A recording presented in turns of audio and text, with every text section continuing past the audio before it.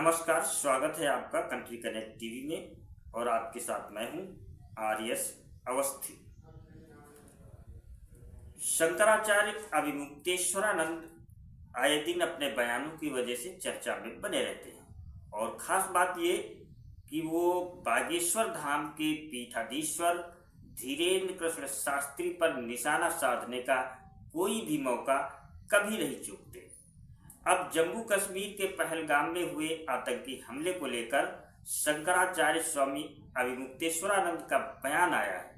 उन्होंने कहा है कि सरकार को पहले अपने देश में छिपे आतंकवादियों को खोजना चाहिए।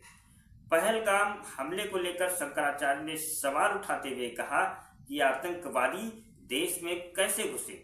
40 मिनट तक वो लोगों को मारते रहे और फिर आसानी से निकल गए। उन्होंने मोदी सरकार से इस मामले की गहराई से जांच करने की मांग की।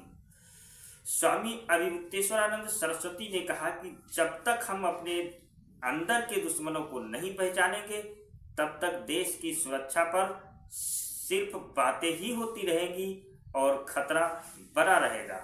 उन्होंने कई सवाल उठाते हुए कहा कि सुरक्षा में इतनी बड़ी चूक कैसे हुई, इतने लंबे समय तक आतंकवादी खुलेआम कैसे घूमते रहे।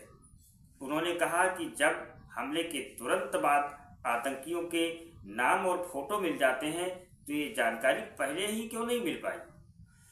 शंकराचार्य ने बागेश्वर धाम के महाराज को लेकर पूछे गए सवाल के जवाब में कहा कि जब वो हर किसी की पर्ची निकालते हैं तो इस घटना की पर्ची क्यों नहीं निकाली। इसको लेकर स्वामी अभिमुक्तेश्वरानंद ने कहा कि बिल्कुल हम लोग यही उम्मीद करते हैं कि महाराज आतंकियों की भी एक पर्ची निकालें, हम लोगों को भी पता लग जाएगा। स्वामी अभिमुक्तेश्वरानंद ने कहा कि बागेश्वर धाम के महाराज हिंदू राष्ट्र बनाने की बात करते हैं। उन्होंने जिस गांव को हिंदू गांव बनाया है उस गांव में पहले से ही बागेश्वर महाराज विराजमान है, तो वह अपने आप में ही हिंदू हैं, फिर उसे हिंदू गांव बनाने की क्या जरूरत थी। तो ये थी कुछ बातें जो स्वामी अभिमुक्तेश्वरानंद सरस्वती जी ने कही। आप उनकी बातों से कितना सहमत हैं, आप इस बारे में क्या सोचते हैं, अपनी राय हमें कमेंट बॉक्स में जरूर बताएं। धन्यवाद।